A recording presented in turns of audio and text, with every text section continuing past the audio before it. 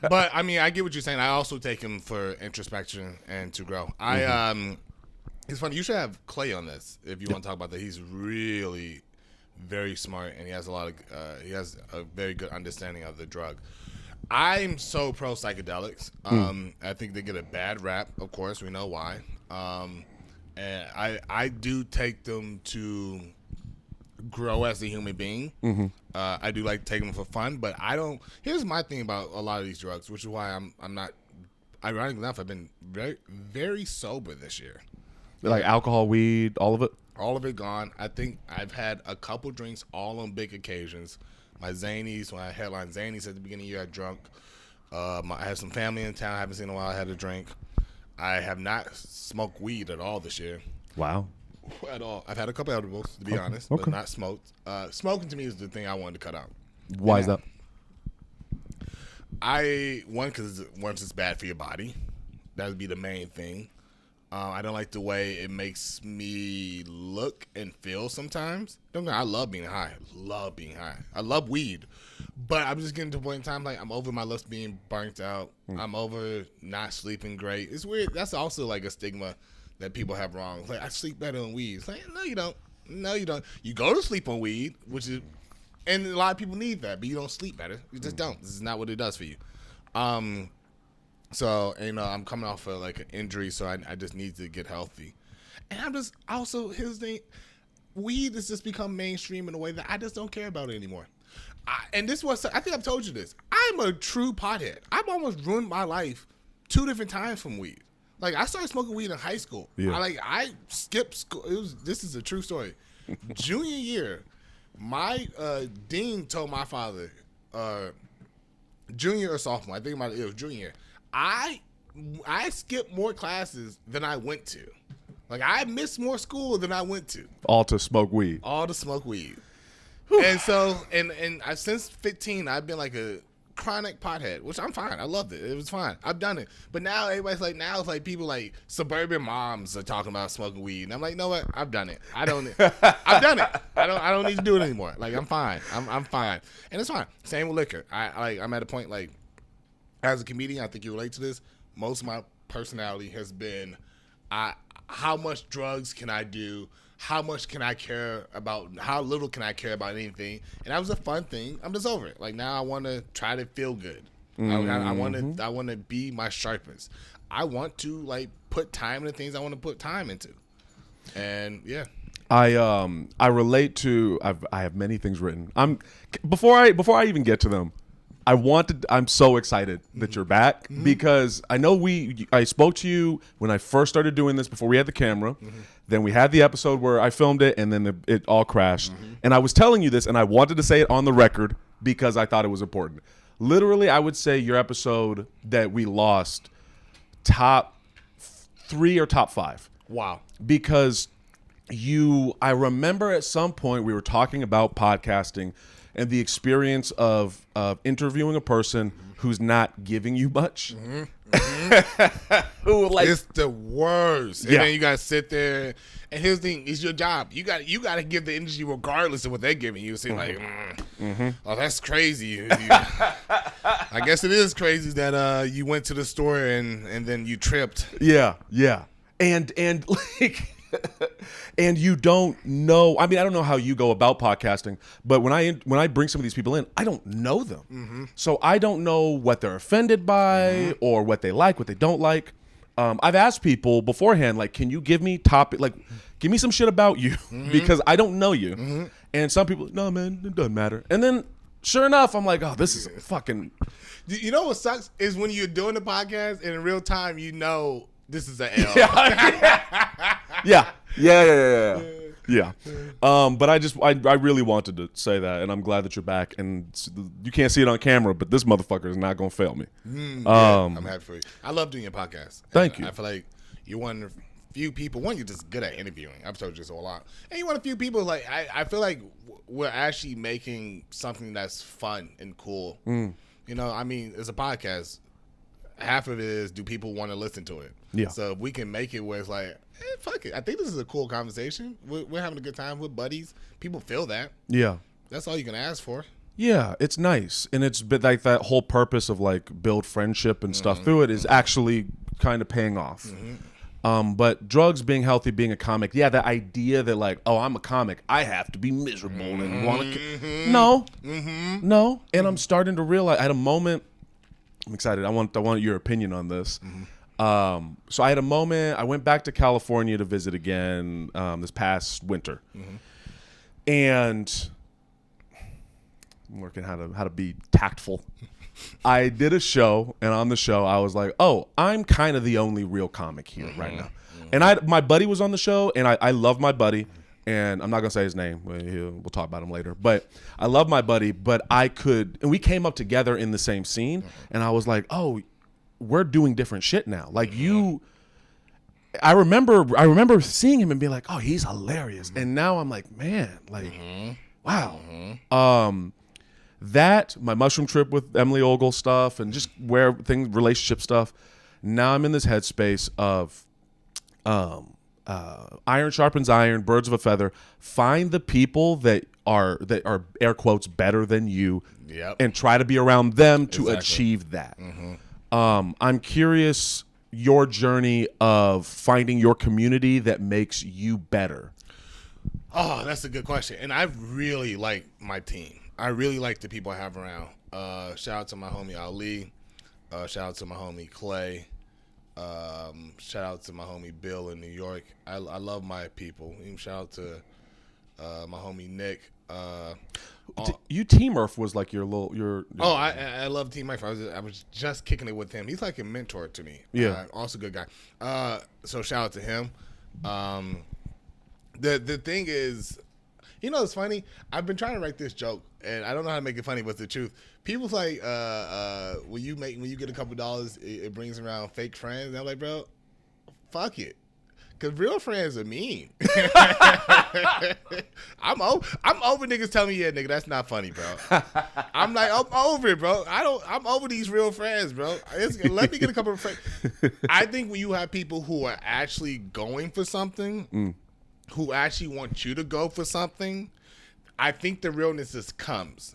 And like the one thing, and I've grown a lot, and I'm not a combative person. I've slowly become that because of my friends. Combative might be too strong, but I'm a little bit. I can be naturally more of a pushover than you assume with this beard and black skin. I'm very easy to move on my positions, and I've got better at that because my friends have told me about this, and they told me this because they've seen that hinder me in business. So my close friends are like, dude, you got a raw deal because you didn't speak up, and because of that, it's made me better. And I don't know if that answers your question, but I think a lot is most of my homies they're going for something. 1, 2, we actually really care about each other, and 3, I think the thing. I understand life is a team sport. People make it. The problem with America is it's hyper individualism and around here, and it's just it's bad for us in a lot of ways. But you only can get so far by yourself.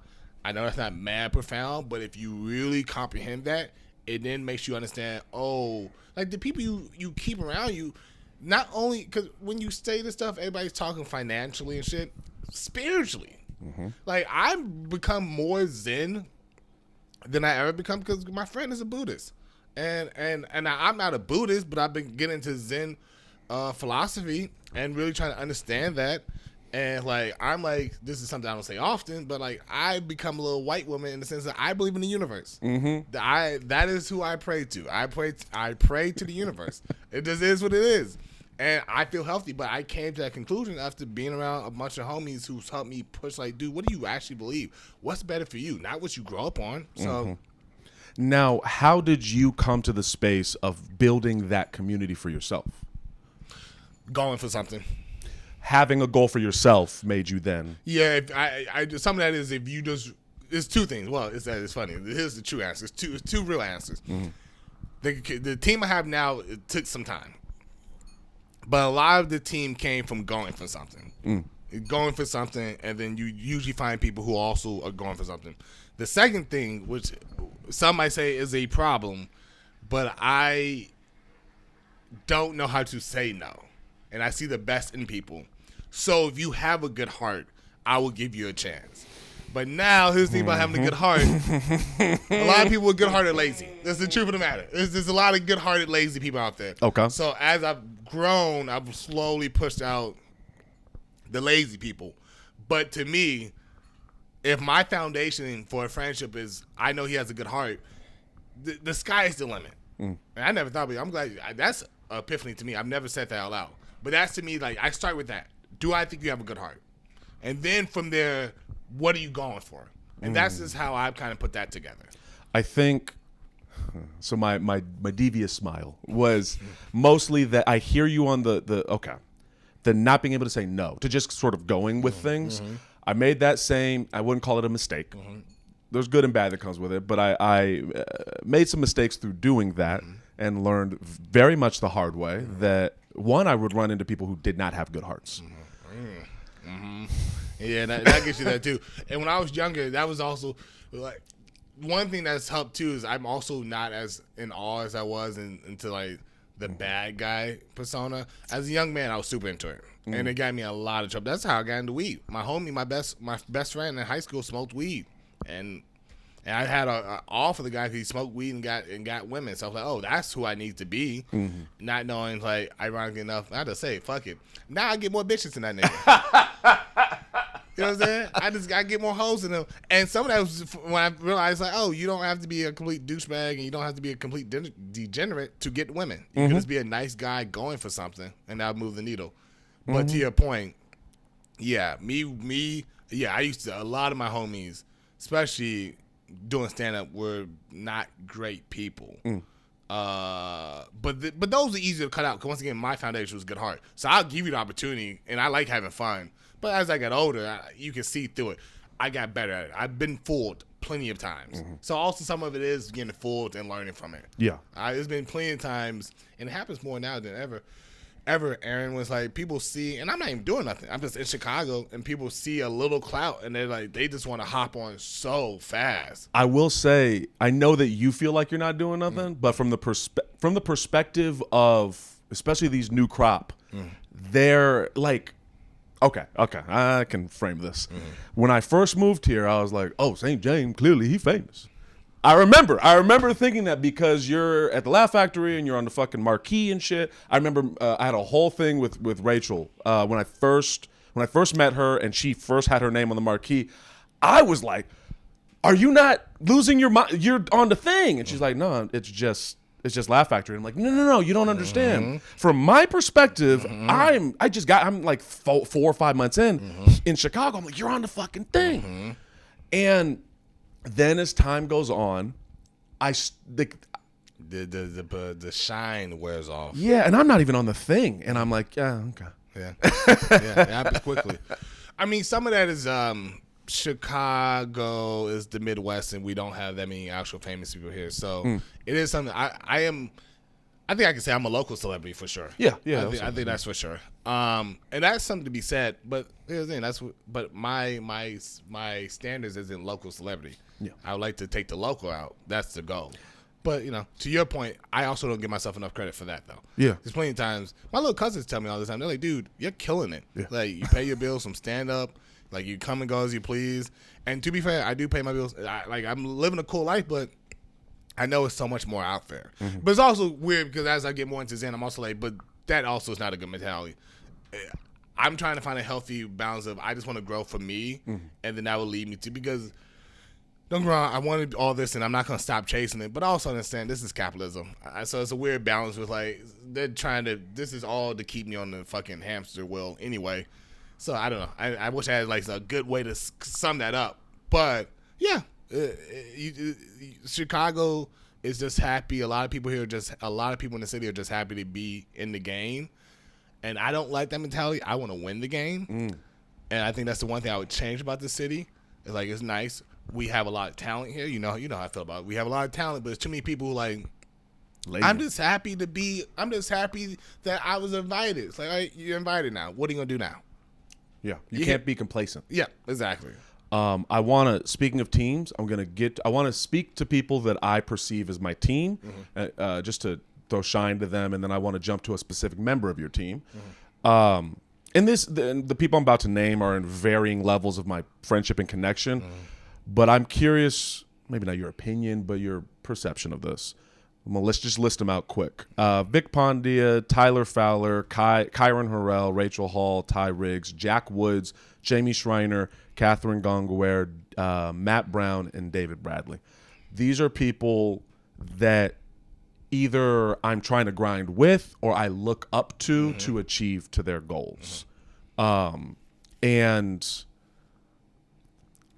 you know when you were trying to get to something and then you're like, I don't know what necessarily the point. Well, you give them a shout out to them. Yeah, I guess that's what we. Yeah. I would say what I think when I hear. And James Fisher Jr. Sorry, go ahead. Okay, when I hear some of those names, about half. I don't have to say which half. I think extreme professionals, very organized, understands the game at an innate level, and they're not idealistic about it, which is something that I think I'm finally getting to. It took me a while.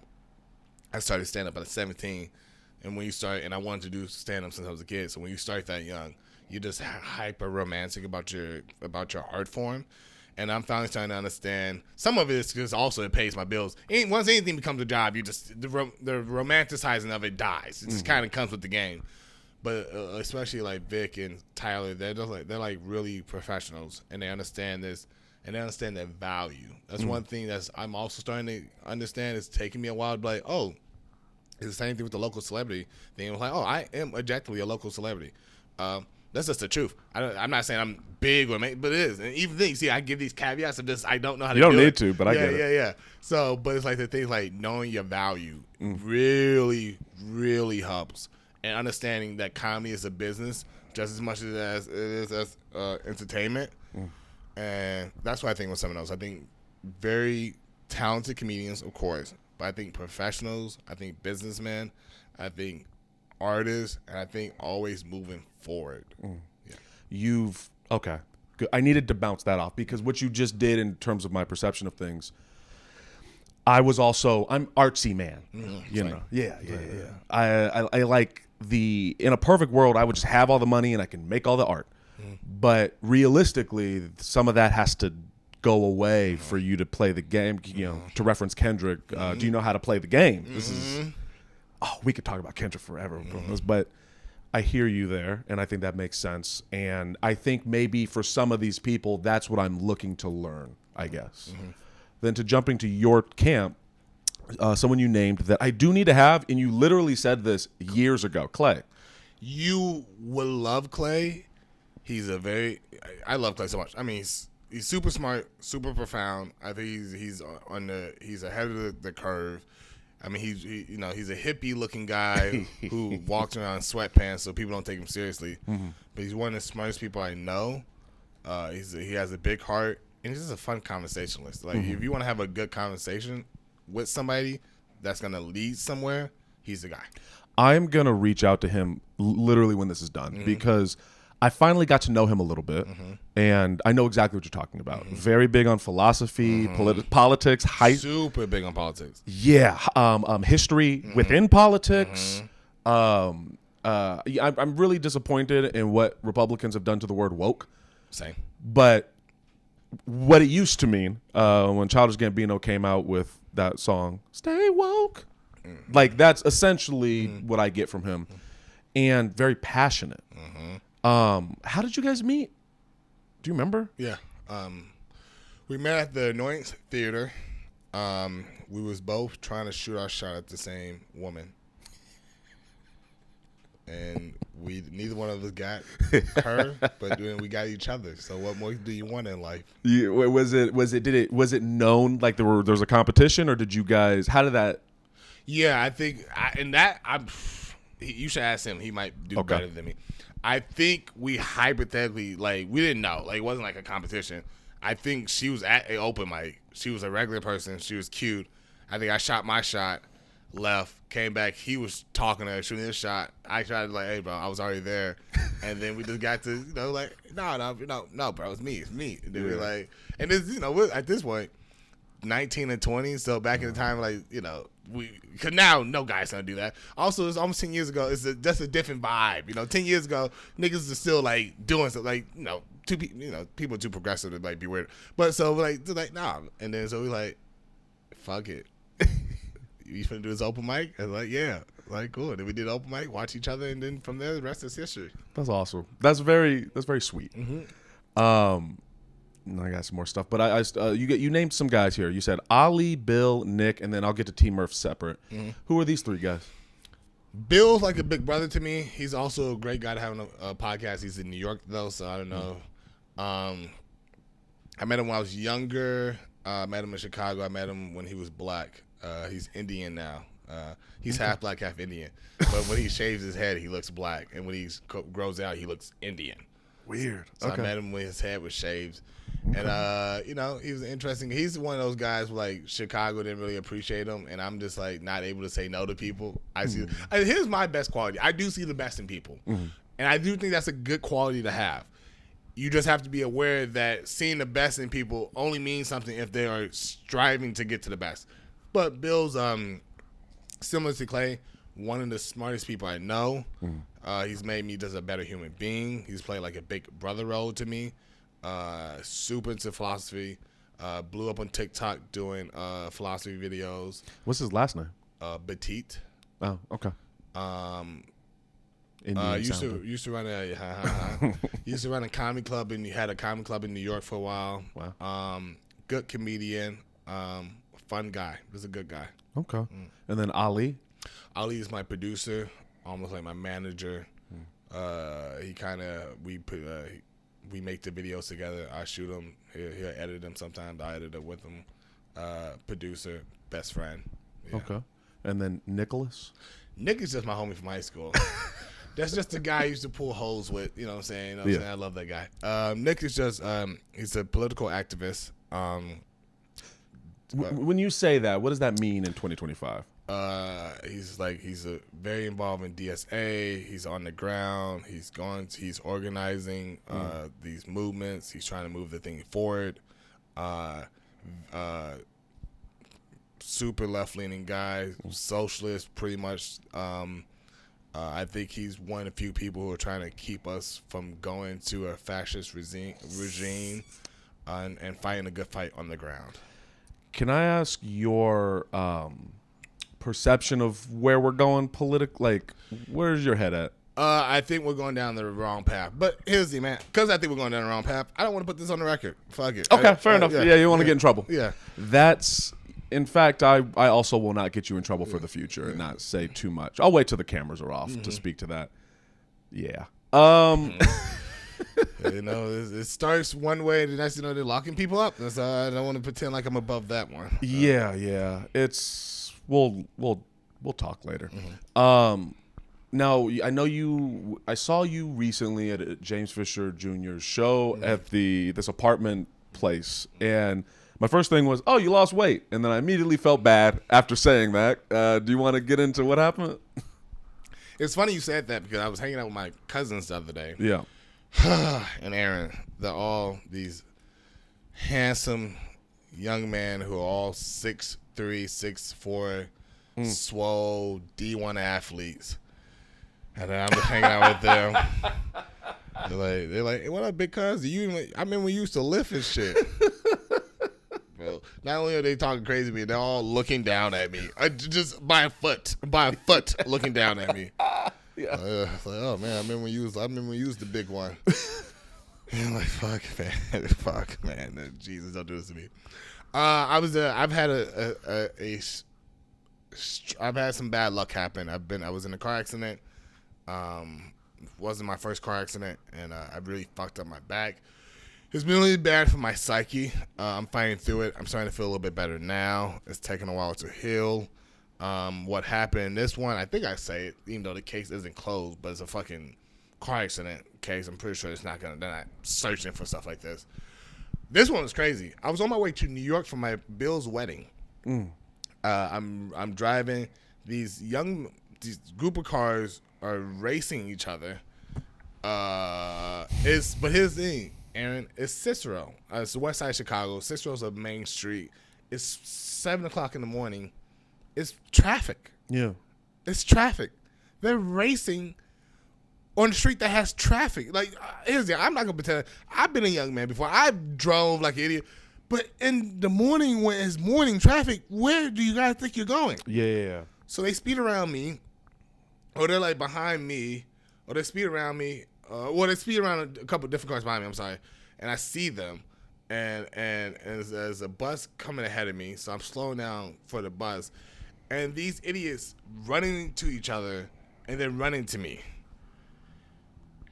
Did you in the what happened to the damage of the car? No, flip. It wasn't like flipping or anything. No, it wasn't that, but they hit fucked me the pretty shit bad. up. Yeah. And then here's the fun part. Then they got out the car and proceeded to try to rob me. These YNs, baby, they really are different breeds. They took out like. I think this is what happened. To keep honest with you, I had my glasses on. Okay. Had my glasses on. My windows are not tinted. They knew what it was, bro. I was on the west side with no tinted windows and glasses. They're like, this nigga's easy, bro. Yeah. So they're like, hey, bro, give us some money. You hit our car. I was like, literally, you hit my car. Yeah. You ran it to me. They're like, no, bro, you ran it to us. I'm like, I'm ahead of you. I don't know how I ran it to you. I'm going for it. Yeah. They're like, bro, if you don't give us the money, we're going to pull out the blinky. You know, I'm not going to lie to you. I had glasses on, bro. I got scared. Did they literally say the blicky? Yep. I'm disappointed in young black men these days when it comes to that shit. Actually, black man, one black girl. The girl was the leader. Oh, really? Yeah. The young man was behind her, though. But they like to lead. It's the most progressive robbery I've ever been a part of. It's the most progressive robbery. Excuse me, I'm actually they, them. Now give me the fucking money. Yeah. That's that perception. I'm curious.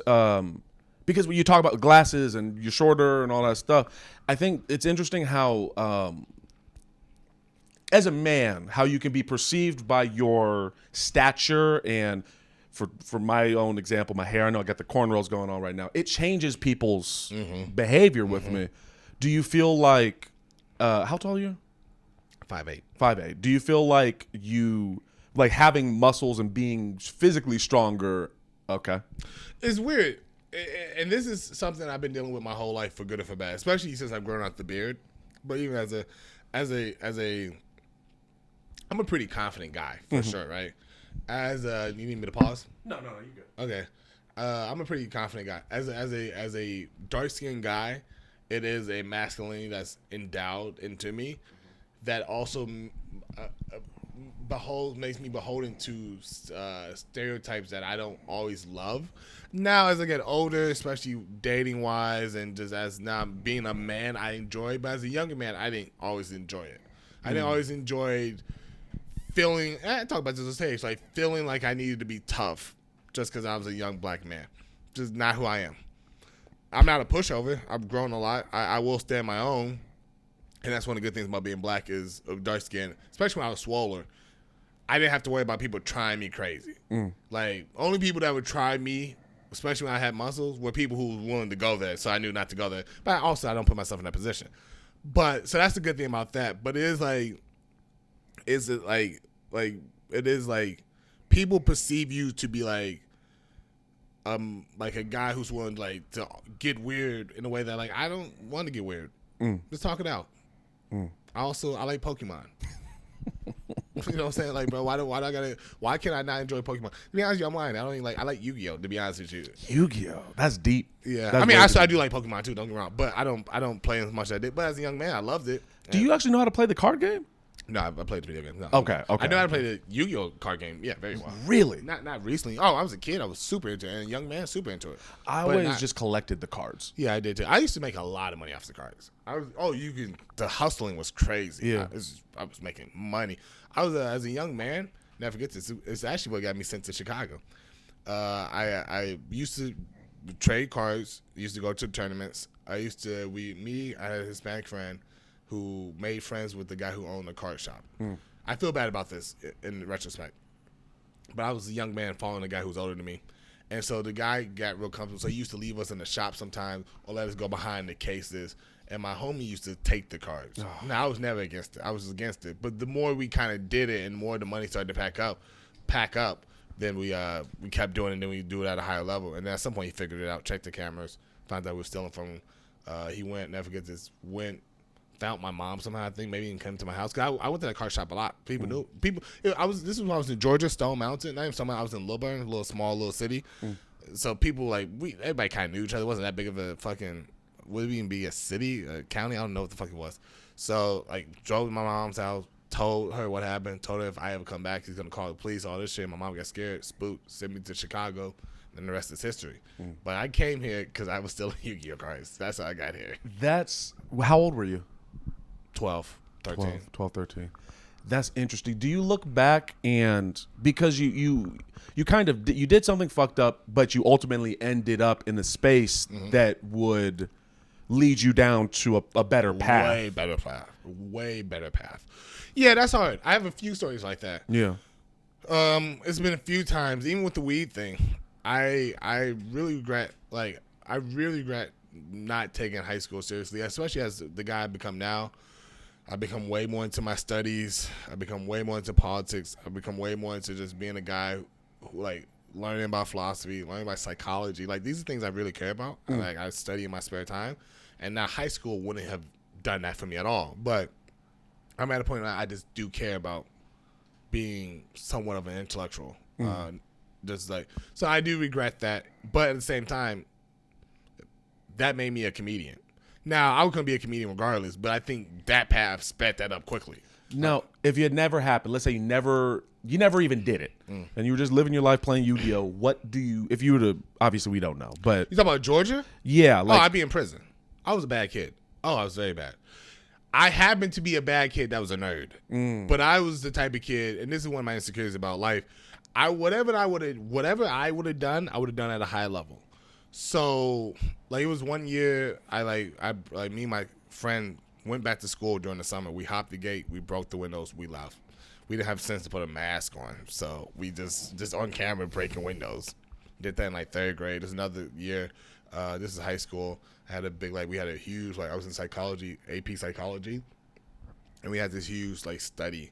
Well, all the grades who like at least seniors and juniors doing every class was doing it, and at the end of the term, everybody put their papers in the bin at the end of the day because he was gonna grade it during the weekend. I didn't do my paper. I came to that bitch after school hours, threw the bin out, threw everybody's papers out. Thought I got away with it. They had cameras. I gotta learn about these cameras. Yeah, man. I don't know why. It has to get really excited me that cameras are everywhere, huh? Everything. So it sounds like every time you got caught was just because of cameras. Yeah, every time. Okay, I see why you didn't want to say too much politically. You've learned your lesson. That's crazy. Yeah. Okay. Well, that's interesting to me because I find that there's definitely dummies out there doing dumb shit. But I always find it strange when there's an intelligent person doing dumb shit. And an intelligent, especially in a scholastic way. It sounds like you could easily have done the homework. Easily. I tested well. Could have easily done it. That I kind of hate you. Let me elaborate. Why? Because I was terrible at. I'm smart and I'm like information, but the school part of it, I was terrible at, and I had to work way harder than the kids who, just gonna take the test and pass, and it frustrated the hell out of me. And so when I was because of that, I was a fairly good kid because I had to work so fucking hard to even kind of keep up. What is what's going on in a smart person's head? Why? That was easy. I didn't have a father figure. And now I'm sad. No, it's not even that deep. So the point I was gonna make to you, whatever I would have done, at a high level. Yeah. So my dad was in my life. My mom worked 50 hours a week. I found the streets. The homies I found were in the streets. I was gonna be in the streets. It would have been the same. I was like, the weird thing about me is I was also on the chess team. I played sports and shit.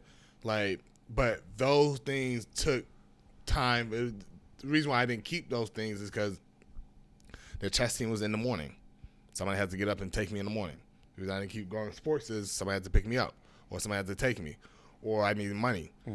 So I didn't do it. You don't need money to go to. You don't need money to fucking rob. Still, you don't need money to do drugs. Well, maybe to buy them, but here's the thing: I've always found friends who had the drugs. High school was the same way. I was in AP classes in high school, which in hindsight, I'm not sure how I got, but I was. I just once again, father was in life. My friends, the friends I made, unfortunately, was the friends who was smoking weed. If I just made friends who cared about academics, I would have been good at school. It's not that deep, unfortunately. I guess that goes back to what we were saying earlier about your crew, the people that you kind of associate yourself with. It's frustrating because then it makes me think about the young kids who were racing around. I'm sure the girl in particular is probably very smart. And if it's nature versus nurture, I think at the end of the day, you're always going to have that nature. There's just dummies out there. I agree. And there's nothing you can do about dummies. But for those smart people, it's like if you just give them something productive to do.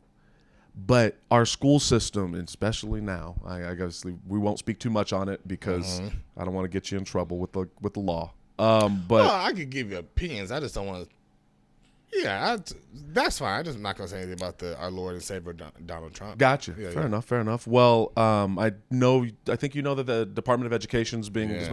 Yeah. As a person that works in that general field, I see it, and it's so crazy because it's like so blatant. Which I think at this point, I think a lot of people agree. It's like it's blatant. So to your point too about people being dummies and being smart, a lot of it's like bad narratives. Like I've been trying to write this joke for a while. Like the cool thing about being black is, we control what the culture think is cool, which is why I'm like, why have we never said reading was cool? right. I mean, it's not. If Lil Wayne was talking about fucking bitches and read Shakespeare, niggas would be like, my lady, that pussy is fantastic. Fucking bitches and reading Shakespeare. I dig that. But that's what it is. Yeah. And like my problem in high school is I really just wanted a girlfriend, like most people. The narrative in my mind was, I get a girlfriend by being bad. I wanted to be the bad guy, the bad kid, or the bad boy, because that's what gets you ladies. If somebody had told me, nah, ladies like guys who go to school and do their homework, I'd have been in that bitch. I'd have been that bitch studying all day, every day. Okay, now on the reverse of that, because do you feel like young girls are taught that the bad boy is a thing, or do you think that's a maturity thing where they have to experience? Because I know that young women our age definitely just want a generally speaking, want a stable, reasonable man. But when you're 12, 13, 14, 15, 16, 17, 18, and 20, even 20, 22, 23, 24, 25, when you're around that, I don't want to speak for women, but I will right now. But they seem to want excitement. They want excitement. They want somebody who is providing a sense of masculinity and fun. And they also, we have, if we're lucky enough to survive, you grow out of it. But do you think on some level this is a nature thing? That this is part of what what nature is? That's a great question, and I don't know enough. It has to be, right? Because it's maturity. So I think at that point, because what is being a bad boy is you showing them that you have the ability to buck against the system. And I'm assuming that subconsciously means if you can buck against the system, you are able to beat the system. I'm talking outside of my ass. Yeah, but it's for sure maturity. Yeah. Now, why? I don't know. I think it's also I think it's maturity. I think it's also we've been programmed into it. Also, it's just being cool. Being a bad boy is cool. It's smoking cigarettes. Cigarettes are so cool looking. Cigarettes look so cool. And at a young age, you just try to be cool. It's not that deep, right? Yeah. And so I would have to say, nature. Now, in the dating thing, before I ask how your love life is at the moment, I know on the way here we were talking a little bit about white women. Would you feel comfortable discussing that topic? Yeah, for sure. Okay. I think I'm out of the game. I think I can't do it anymore. No more milk for you, my friend? It's okay. So for context on my end of dating, growing up mostly around white women or white girls, excuse me, And the black girls always thought I was corny because I'm not being cool and black and shit. So you date who is what is offered to you. I dated white women and then ultimately had to deal with their parents, which every single time was traumatic and awful in some way or shape or form. I'm sorry. Yeah. It is what it is. It is what it is. You almost get used. You expect it. Same with and no offense to the Latino and Hispanic community, but that was. I bet. And the irony is, like, when I did start finding black women that were interested in me, when I met their dads, everything was fine. Everything was perfectly fine. They're very nice. I never had no issues with no black fathers ever. But I think I'm at a point where it just feels too dangerous. Like I hate the idea of going full Dr. Umar and being like, "You can't be doing this race mixing." I hate the idea of doing that because I don't think there is any sort of moral or ethically inherently wrong thing with mixing in races. I agree. But like, I'm tired. Yep. You know what yeah. Oh. I agree. So I'm tired. It's funny. That's a fun way to leave it to me. Yeah, you know what? I am also tired of these fucking snow bunnies. No, it's weird. I've had to deal with this for a while, which is like, but for a lot of my dating life, I've dated outside my race. Majority, I think, all white women. I've hooked up with all white women, and recently I've been just not doing that. And I'm not gonna sit here and say I won't do it again. I won't even say here that I'm not intentionally doing it. It just happened to be how the banana pills, what the fuck the saying is, the dice and slay. I don't know. How the banana peels drop? What do you mean? I don't know. All right, that's how the dice roll. I think that's what I'm going for. Yeah, all right. Yeah, but it's funny because I've had to deal with this because one of the things as a guy, especially because I'm doing well and my family looks up to me. I remember my auntie saying this thing was like you're doing so well. It would make me sad as a young black man who's going places that you took that to the other side, and that kind of made me feel some type of way. But I was like, also, I think that's not fair to do to somebody. That's a little projecting, because But as I've got older, I don't know how real we want this conversation to get. Get really real. Just talking to a lot of women of color and just being more aware. I do understand black women are hyper underappreciated in our culture, in our society, and I do think that's something that needs to be addressed. But here's the thing. I don't know how to address it. I'm not going to address it. But one thing I can say is the last few ladies I've talked to have been so amazing to me. First of all the women I've talked to have been, this is a weird thing when you have this conversation because all the white women I've dated or the women who are not black I've dated have all been amazing. All the black women I've dated have also been amazing. At the end of the day, it should be about who you're choosing. Yes. Now, but to make the point clear, now that I've said that, because I'm not trying to trash anybody, I've grown more from dating black women, and a lot of that's just because is a similar flight that it is underappreciated when you date outside your culture or outside your race. Excuse me. And I think when I've dated like white women, they've tried, but that's what it is. They're trying, and sometimes you come off as patronizing and pandering.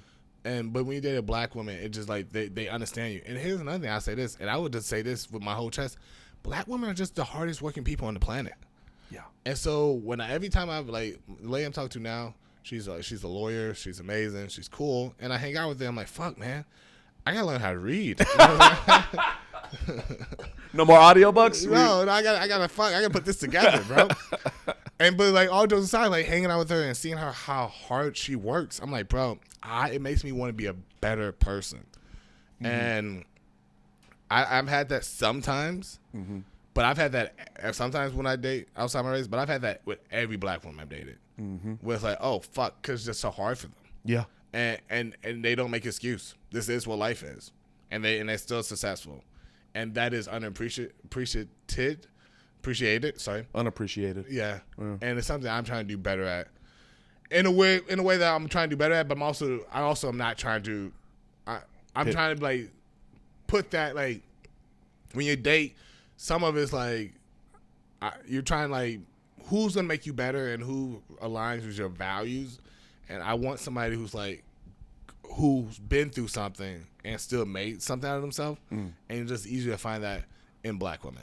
Yeah, I have two things to say to that. The first thing, what you said about there is just an understanding there that is you really can't manufacture. It's just a life experience. That's where I don't know if you know this about me. Some people do, some people don't. Know that I date trans women too. I didn't know that. Okay. It's beautiful. Of all things you could have said, did not see that coming. Really? No. Dude. Oh yeah. It's that's been a whole other discussion, especially homophobia and what it is to be a man and all the complexities that come. Nick, this Nick, he gay then. He gay. That's what it is. He gay. And it's like, well, no, it's a little more complicated. I agree. It's like, but one of the things I had to learn how to do was not. This took a while. Not fetishize. Not look at trans women just as objects that are taboo. And so what I did, I just went on dates and I went to coffee shops and I had conversations. And when I realized that one of the things that I liked that was purely outside of anything sexual was an understanding of, and I'm trying to be careful with my wording here, understanding what it is to be growing up and perceived as a boy or a man or whatever. And there is a, what's the word? Just an understanding there. I've had conversations with trans women where I'm like, oh, you get this feeling that like a cis woman's just not gonna, you're not gonna know what it feels like growing up as a boy, for lack of a better word. And yeah, having that type of connection is important. That's interesting. I never thought about that. That's kind of cool. Yeah. Then no, it's. I'm gonna say the deeper stuff with the cameras. Okay. I'm gonna write that down. We just said something I wanted to write down that I forgot. It's something in the middle about. Fuck, I might just need to get this back. We just said something. I was like, I need to write that down, but I didn't want to stop you. Was it black women, trans women? I think it was the dating thing. Like, no, it was before that. It was like, oh, I would have done if somebody told me reading a book would have got me laid. I would have read a book or something like that. Oh, like as a joke? Yeah. Oh, it was if Lil Wayne rapped about getting bitches and reading Shakespeare. Comedy. I get it. And then in terms of black women and dating, maybe this is something else new that you don't know about me, but that my goal with dating is have a throuple. You know? Oh, I feel like you told me this. I feel like you told me this, but I never really thought about it. Well, I can't get into it too much, but I am talking to this girl, black girl, and that is where we're trying to move towards. And it makes me happy. At the end. It's beautiful. That's another thing. As I've got older, I'm getting better at. I've been in a couple of relationships that actually have been very nice. The thing that I don't naturally want to do, this is the man and player in me, I don't like to communicate. And it just makes it hard sometimes. And I'm getting better at it. It's one thing. Another thing I've learned from dating and all the great ladies that have been in my life, like, hey, communication kind of healthy. It really does help. And you can get a lot done when you tell people, hey, this is how I'm feeling. This is what I like to do. How you feel about that? Now, what is difficult for you about communication? Only child. Most of my only child, and I really hyper identify sometimes with being my own man, and I'm still live by myself. I do stand up, a one man art form. I do have a good team. Even when I produce stuff, a lot of it's me. I just said my whole existence for the most part, except for maybe high school, has been even when I was a kid. I love my mom. I was fending for myself a lot. That's the truth of the matter. So a lot of that is I've developed these habits of I have to get it done. So why talk about it? These are decisions I have to make. I don't think it's the healthiest when it comes to relationship, but that's just what it is. I'm just so used to moving at my own pace that I sometimes forget to let other people in.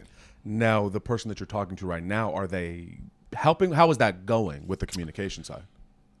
It is helping. I kind of hate it, but that's the growth. But it is helping. Yeah, I hate it a lot, but it's fine. Is this the open relationship, or is that another? No, this is a monogamous relationship. Okay. We'll see how long it lasts. How was the experience of the open relationship? How did you feel about that? Oh, it was cool. It was fun. It was something. It was something that I'm glad I tried. I wasn't ready for it. I think if I could do it again, I would enjoy it more because I think that's more who I am in my soul. The problem is it's hard to communicate that with everybody. But here's the thing: everybody doesn't want to do that. And one thing I'm starting to learn, this is the truth of life. You can do things like that, but a lot of people are just not going to be into it, and that's fine. But when you find someone that's into it, then you're on the same page and you have a healthy relationship. Mm-hmm. And the one thing that I'm learning is, like any man, sometimes I want my cake and eat it too. And it's like sometimes like I could be in a relationship. Well, I could just cheat, you know? You know? Anyway, I'm getting mine, you know? I hear you. It's the difference between short-term satisfaction and long. Short-term cheating is an easier avenue, but it's gonna get real stressful long-term. Real stressful. Yeah, you got to put your phone on silent, and you can't show her no videos on your phone, and I've been through there 3 times. Can I see some of your phone? No, I mean the whole you gotta do a 30-second setup before she touches your phone. You gotta do 2 silence. You gotta airplane mode it. Yeah. But then the long term it takes more work. Mm-hmm. But long term is calmer. Mm-hmm. Things are calmer. That's interesting. Okay. Now, I'll do it now. This one goes an hour, and then I have to do the thing. Now, funny enough, we've talked so much about everything but comedy. How are you in comedy? What's going on? It's funny. I actually was, before I came here, I was watching my Zanies clip, and I was really proud. It's this weird thing with like I'm like where I'm at, and I still think I can get a lot better on the margins, on the edges. Like it's like a lot of subtle things as a performer that I would like to add. Mm-hmm. That I'm like, oh, if I add these small things, I'm just gonna be so much better. And even with that being said, it's the first time I think I can say with my chest that I'm kind of good at. I think I'm good at comedy. I think I'm good at stand up. I don't think I'm profound. I'm not amazing, but I'm trying my hardest to get there. I think I will over time, but I think I'm good at my craft, and that's like kind of cool. You're like 7 years in? Technically, it's weird. Am I counting the pandemic? Because I really don't want to, but I will if I have to. Let's not count the pandemic. I'm technically 10 years in, but I'm going on 11 pretty soon. Okay. Yes. Okay. I started at 17 a few weeks before my 18th birthday. So I just said 18 to be set. I'm at 28 now. Started at 18, 10 years. Yeah, that makes sense. And then 10 years is the general number you hear. And that's how I feel. Now, I feel like I've been feeling that way for a second, but I am starting to feel like, oh, I'm starting to get it. And what's crazy, Aaron, I put you on this real quick. Whatever you do, every push in has a pull out. Everything has a cause and effect. Not nothing super heavy, but just the simplicity of that. And I'm like, oh, I'm good at comedy. I've been doing it for a while. But I was like, oh, if I just add a few things, like, and I know everybody's like, we should write more. But I'm like small things like, man, like I've been like fiending over water recently. I'm like, let me just get my skin together. Let me get my sleep together. Let me fucking meditate. And then like now in the morning, like I'm reading every now and then some psycho shit. I read out loud, just like to work on my articulation. And then like I'm stuff like that. And then like I go to the gym, and while I'm in the gym, I listen to my recordings. And I'm not doing this every day. I do it every now and then. But I'm like, but what is that? What are you saying to your soul when you're making these moves? Like I have a alarm now. I set on my phone to like drink water. And I'm like, and I feel weird. I bro, Aaron, my whole life I've been the guy like, nigga, what, nigga? I'm not finna fucking read, nigga. I'm finna go smoke this blunt, nigga. Nigga, what? Knowledge, nigga. Fuck that shit, nigga. I'm finna get on these hoes, nigga. I've been at my whole life, and now I'm like, no, but I don't want to be that guy. I'm around, love some hoes, but I'm just, I'm like, I want to focus. That's so funny. It's such a funny caveat. Like, no, I want to be that guy. Don't get me wrong, but I'm at this point where I'm like, the guy I want to be does these things that might be a little weird to somebody, but it's just these weird things that push you closer they add up. My long search, like I haven't told you this. I recently picked up the saxophone. We should jam sometime. Yeah. Huh. I picked up the saxophone, and I'm just now picking it back up and picking it up, and I'm like decent. I'm not great, but like, but if I just keep playing this time, because I'm such a fast learner and I'm talented. Like, if I just keep playing once or twice, a couple times a week for like the next year to 2 years, I'll be good. That's just how life works. Do you want to join us for busking, or do you feel like you're not ready yet? I would like to join you for busking. Yes. Okay. I will bother you. Yes, please. Okay. Something a little about me. Okay. Right, we were talking about this when we first came in and before we were recording. I'm learning about myself that when people say they want to do a thing, I take that very literally. And then I say, "Hey, you want to do that thing you said you want to do?" And then they say, "No, it felt good to say it." Yep. Oh, I know that very well. I'm asking now, and I mean this in the most respectful way. Is this one of those moments of like, no, it just feels good to say it, or is this a moment where you actually want me to bother you? Because I will. This week, I'm going to hang out with Brad to jam. I'm going to hang out with Hunter to jam. Ooh. I would love to hang out with you and jam. Now, I'm probably mid to under mid. Okay. So, and I probably say under mid to be fair. I'm I'm probably like better than a beginner. I want to say a strong. I'm like, so that's where I'm at. Okay. But no, I love my saxophone. I love my instrument. It's my favorite instrument, and I am trying to grow as a performer. Okay. And as an artist, and it just makes me feel good. It does feel really nice. Like to speak to the whole. I'm sorry, were you gonna say something? Oh, and the only thing I can add is to be able to jam with you, just to jam, like that's, to me, that's what life is about. For us to be comedians and professionals and still be like, every now and then we just go jam for the sake of jamming. And one thing, and this is a little egotistical, but I think this is a good egotistical thing. Yeah, just do it for the story. What's cooler, bro? Well, I mean, here's the thing. We can always chill back and smoke. And I'm not against smoking. I'm not. This is not me saying, but that's cool. But you know, it'd be cooler. Let's go fucking to the corner and jam just for the sake of jamming. Yeah. That's the guy I'm trying to be. And then fuck it, we can get high at the same time. This is true. Yeah. Both are done. Both are possible. Yes. As hobbies, that's the thing I love about it too. Because unless I know you're bass. Bass. Yeah. Yeah, you're probably good at the bass, but you know, for this to be like a hobby of ours, it's pretty cool. Yeah. To speak to the comedy becoming work now. Well, music can be just for fun. Yep. And it's a nice little balance. Now, in terms of skill, if I said like we're gonna jam in A major, I can do A major. Okay, you would have to. I probably can do the most basic keys, and what is an A for me? I have to figure it out. Yeah, I could jam. Okay, that's all we would need. Yeah, it wouldn't be great, but it'd be very basic. That's all we need. Do. Yeah, that's all we need. Bro. Okay, good. That's all I got. Perfect. Yeah, perfect. I think it's gonna be a lot of fun. I think I got 2 more questions. First is, I don't know if I asked this last time, but I'm starting to realize that the audience for this is either friends of the comic or people that kind of know the comic, or it's new comedians. New open micers seem to be really interested in this podcast for, I think, obvious reasons.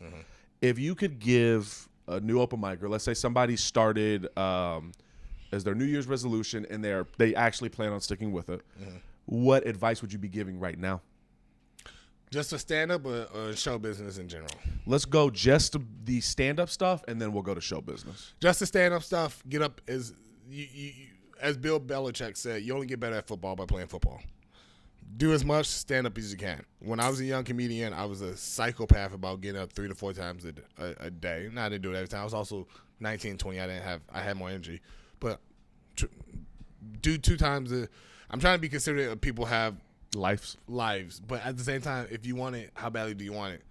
If you're a new comic and you was honestly like, how do I get? Let's say you like, I want to get really good in, let's say 2.5 years. Let's say 3 years, and really good is relative. But let's say all things considered, you want to get really good in 3 years. I would say go up 5 times a day, 5 times a week, 2 times. Go up 5 nights a week, 2 times a night, bare minimum. So that's 10. That's 10 spots. In Chicago, I don't think it's that hard. You have to plan a little bit, and I really might be underselling it. But if you do that, if you consistently do that for 3 years, plus watch yourself on tape. If you can't, recording probably goes away. But regardless, watch yourself on tape. Be honest about yourself. Laz, when you get on the show, watch the best. Find the best person you believe is the best person in the lineup. Record your set. Record their set. Listen to the audience feedback. Be honest about it. That gap is the gap you guys are at. Try to catch that. Lastly, develop a really good 10 minutes. The one thing that I kind of regret, and I finally learned, and the comedians I've watched blow past me several times, are the ones who are actually wanting to like make a 10 minutes. And no matter how many times their peers have seen that 10 minutes, I watched, I'm not going to give names, but I watched so many comedians who are doing well right now. It's like, I've watched them do that same 10 minutes for literally a year, maybe 2 years. And at some point, as we all do that as comedians, like, dude, write a new joke. But next thing you know, they get a Don't Tell, they get a Tonight Show. They do that 10 minutes, it's perfect. And now they're on to the next thing. And it's like, you got 30 minutes of mid. They had 10 minutes of quality. And who would have guessed that 10 minutes of quality got them farther? Mm-hmm. It is something to be said about honing 10 minutes and stand up. 5 to 10. I would say 10 to be a safer because 5 is for like 10 to be for a show. You develop a real 10 that you can take anywhere in this country that you know will do good. It's hard, but the benefits will way more outweigh the fact that, like, okay, you're a writer you're 2 years in and you have 25 minutes. Or you're 2 years and you have 35 minutes, but that 35 minutes is very bad, and of that 35 minutes, you have 10 minutes, again, that's okay. Mm-hmm. When you can spend those 2 years of making that okay good. And that good 10 minutes means more than anything else.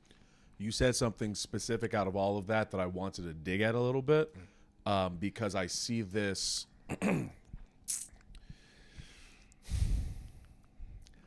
I am trying not to be as judgmental of people. Mm-hmm. Everybody has their own journey, and it is okay if their journey is not like mine. Oh, you're going to drop something heavy. I get really irritated when I see a comic, especially a new comic, lack self-awareness. Mm-hmm. I'll tell you a story when this is not. In fact, let me write that down. Okay. But the part that you said that stuck out to me was be honest with yourself. Is that something somebody can learn, or do they just need more mushrooms, or what the fuck? Because now we talking. Come on, let's get into that one. Can you learn that? Yeah. I don't think you can. Okay. I think it's two things. Because I met some people who are really fucking cockstrong, and it's hard to break them. I think psychedelics are good for people like that. Mm-hmm. Problem is, people like that don't want to do psychedelics because the beautiful thing about that drug, it is a drug that doesn't make you have to acknowledge who you really are and have to be honest about your flaws. That's a cool thing about that drug, especially if you do a hero dose of psychedelics. You're going to see who you are. And you're going to see probably who people think you are, which is really scary. Mm-hmm. But in that, you can be like, hey, I'm not being honest with myself. I think the best way to break that is you have to have people to be real with you. There's something I'm trying to get better at. I'm not good at it. I've been better at it with my homies. I just accept. I would love to know your opinion, Aaron. I just accept that maybe that's all. I think maybe God puts us on earth to be the best we can be to our friends and try to be good to people around you. But I'm over telling some random open micer that joke is fucking racist and nobody's gonna like it.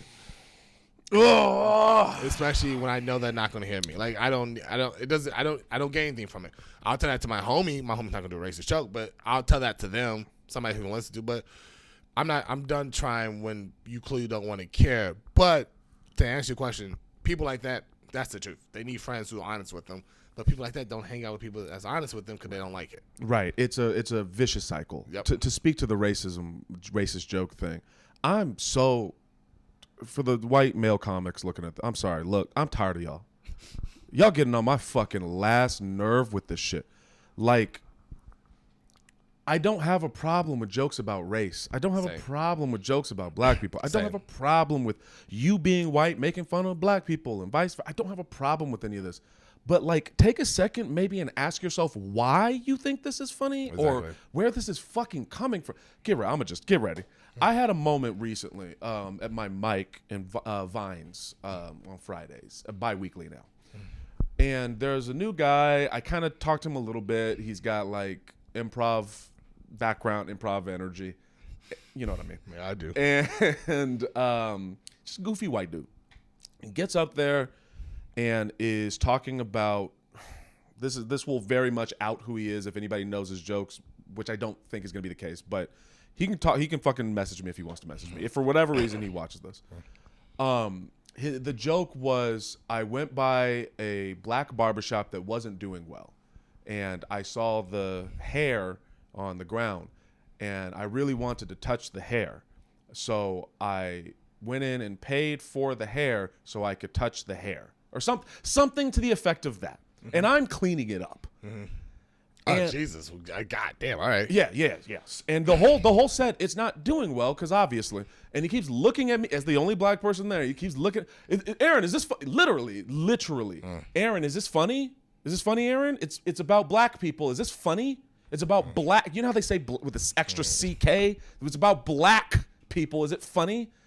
And it's like, so I message him later, and we have a little bit of a dialogue, and I compartmentalized the comedy part of it and the racial part of it.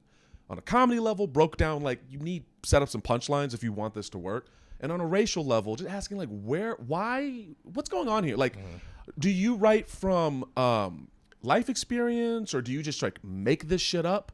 And he said that he just makes it up essentially. He's not writing from any sort of experience. So then I say, and in my head, I'm like, okay, so this is just in your fucking psyche. You didn't even have this. You sat there and thought, wouldn't it be hilarious? Not knowing the history of why black people being fucked with, and our whole bodies literally being turned into furniture, and white people eating us, and all this shit. And so I got this buddy, Jack Woods. I don't know if you know Jack. I know the name. I know him. I just can't put his face right now. He's my protege. No, he's my little buddy, and white dude. And he's made it a point. He said to me early on, like, I love black people. I want to be around black people. I'm like, okay, well, let's go to the South Side. Let's go to the South Side. Let's go to the West Side. And he goes down there, and he's like coming at this from such good faith. He takes all of the white jokes they give at him. He deals with it. We talk about it in the car ride back, and he's starting to understand why like me, or like, I don't want to bring Rachel in here, but like me and Rachel get fucking irritated on the North Side when over and over again you're bliggity black. And I told this guy, like, talk to Jack, because you're not gonna listen to me. I don't look like you. Talk to Jack and see what Jack has to say about your joke. And from what I gather, because I know Jack would have told me, he never reached out. And it's something like that irritates me, in that it feels like you were speaking to me in bad faith. You didn't actually want this joke to be good, or you didn't actually want this to not be irritating to black people. You just wanted me to say, yeah, no, it's funny, and keep going. And that was my venting. I'm done. Well, and that's the weird thing about a lot of this is a lot of guys like this who, you said it very well, bad faith. They don't really care. Because to me, what makes a good joke like that, like, I make a lot of jokes about white people, but I make them to white people. And I have jokes about black people that I would make in front of black people. And that, to me, should be somewhat of the scale. Like, are the group of people you're making a joke about, will they find it funny? Could you say it in front of them without being weird? If you can't be weird about it, because here's the thing, nobody has a better sense of humor than black people. It's just a case of the matter, bro. Just nobody's more willing to laugh at themselves than black people. So if you can't make the joke in front of them, probably because it's not a good joke. Yeah. Yeah. Well, I'll breathe now. It's a thing that bothers me. It should bother you, but I mean, we're doing what we can do. Yeah. You ready for the last question? Yeah. I think I asked it that last time, but because we're here, and I think actually this is maybe even more pertinent to your life at this point. We're gonna pretend that this is you 5 years from now. If you could say to, you're gonna be how old? 20. Thank you. 30, 40. Jesus Christ, I'll be 34. You're 34. Okay, you be older than me now. Then I'll be older than me now. Yeah, exactly. That's how time works, my friend. Lord, Lord. If you could say anything you want to yourself 5 years from now, what would you say? From now. Yeah. Hopefully all this hard work paid off. Hopefully you're the guy you want to be. Hopefully you're being honest to yourself and to the people around you. Hopefully comedy has moved you in the place you want to be. Hopefully you still have abs because you're in your mid-30s, so, you know, you can let it go. Hopefully you're happy and you're just one step closer to the guy you want to be. And hopefully, you know, society's still going because at this point right now, I don't know if you're going to get this video. But if you do get this video, hopefully you're making a positive impact on society in ways that I think you can. And hopefully you're actually good at the saxophone by then. All right, let's take this picture.